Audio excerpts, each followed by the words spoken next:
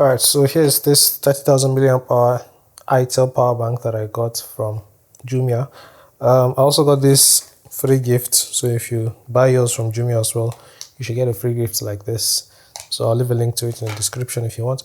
I used to have a power bank like this that shows the percentage, but I gave it away. So I wanted something like this again, so that's why I got this one. If not, I would have gone for a power bank that just has like dots to show the battery percentage. Anyways, I'm going to be unboxing it in this video, and yeah, this is what you get inside the box.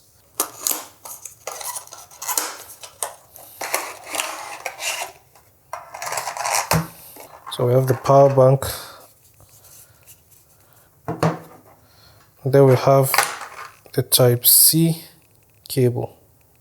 So I'll be charging the power bank, and I'll be using it for maybe a week or so, and then give you guys my full review.